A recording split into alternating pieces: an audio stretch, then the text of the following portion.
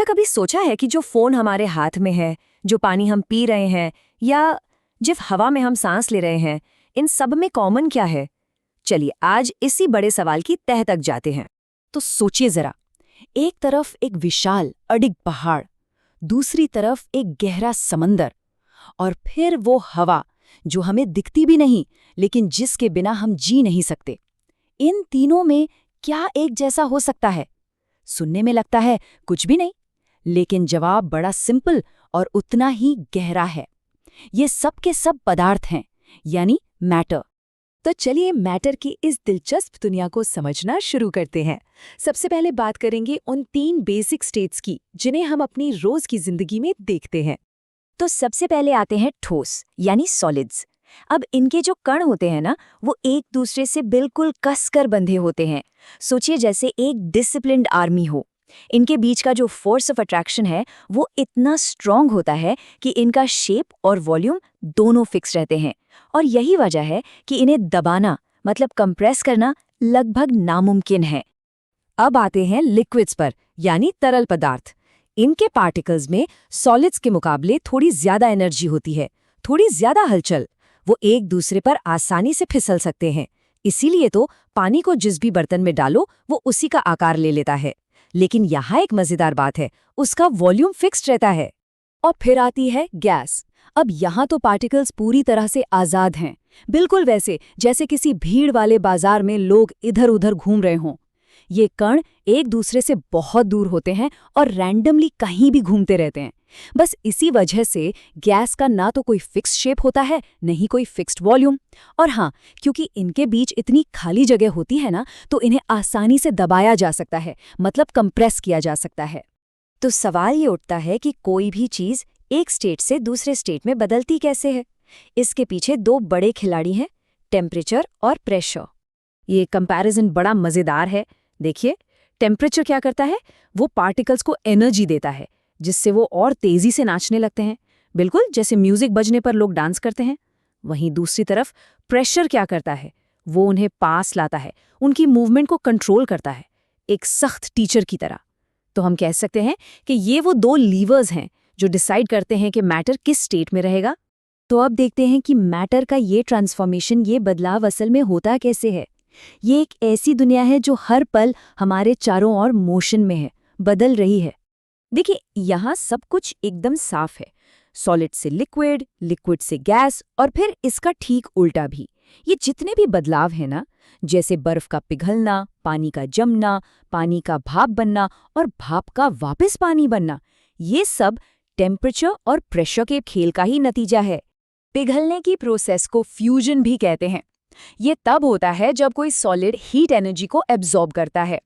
होता क्या है कि जैसे जैसे टेम्परेचर बढ़ता है, पार्टिकल्स में इतनी एनर्जी आ जाती है कि वो अपने बॉन्ड्स को तोड़कर आज़ाद हो जाते हैं और बहने लगते हैं, मतलब वो लिक्विड बन जाते हैं। और इसका सबसे परफेक्ट एग्जाम्पल है बर्फ का पिघलना। पता है, ये होता है ठीक 273.16 केल्विन पर। नॉर्मल एटमॉस्फेरिक प्रेशर में ठीक इसी टेम्परेचर पर बर्फ पिघलकर पानी बनना शुरू हो जाती है। लेकिन क्या हो अगर कोई सॉलिड लिक्विड बने बिना ही सीधा गैस बन जाए? जी हाँ, ऐसा भी होता है। इस कमाल की प्रोसेस को कहते हैं सब्लिमेशन। इसका सबसे अच्छा एग्जाम्पल है ड्राई आइस, जो असल में सॉलिड कार्बन डाइऑक्साइड होती है। इसे जब नॉर्मल प्रेशर में रखते हैं ना, तो वो बिना लिक्विड बने सीधे गैस बन जाती है, बिल्कुल जादू की तरह। अब यहाँ एक बहुत ही ज़रूरी कॉन्सेप्ट आता है, लेटेंट हीट यानी गुप्त ऊष्मा। इसे एक तरह की छिपी हुई एनर्जी समझिए। सोचिए, जब पानी उबलता है तो 100 डिग्री सेल्सियस पर पहुँचने के बाद भी अगर हम उसे और हीट देते रहें तो भी उसका टेम्परेचर नहीं बढ़ता। क्यों? क्योंकि वो जो एक्स्ट्रा हीट है ना, वो पानी को भाप में बदलने में, मतलब पार्टिकल्स के बीच के बॉन्ड्स तोड़ने में खर्च हो जाती है। यही है लेटेंट हीट। अच्छा, अब आते हैं इवेपोरेशन और बॉइलिंग पर। दोनों ही प्रोसेस में लिक्विड गैस बनता है, लेकिन इनमें एक बहुत बड़ा फर्क है। इवेपोरेशन मतलब वाष्पीकरण सिर्फ लिक्विड की सतह पर होता है, जैसे गीले कपड़े सूखते हैं, और ये किसी भी टेम्परेचर पर हो सकता है। जबकि बॉइलिंग यानी उबलना पूरे लिक्विड में एक साथ होता है और एक फिक्स्ड टेम्परेचर पर होता है, जैसे जब हम चाय के लिए पानी उबालते हैं। और हाँ, इवेपोरेशन की स्पीड 4 चीज़ों पर डिपेंड करती है। पहला, सरफेस एरिया। कपड़े फैलाकर सुखाओ तो जल्दी सूखते हैं ना। दूसरा टेम्परेचर, जितनी ज्यादा गर्मी उतनी तेजी से इवेपोरेशन। तीसरा हवा की स्पीड, तेज हवा में भी कपड़े जल्दी सूखते हैं। और चौथा है ह्यूमिडिटी यानी नमी, हवा में नमी जितनी ज्यादा होगी इवेपोरेशन उतना ही धीमा हो जाएगा। तो सॉलिड, लिक्विड, गैस बस इतना ही नहीं है, मैटर की दुनिया इससे कहीं ज्यादा बड़ी और मजेदार है।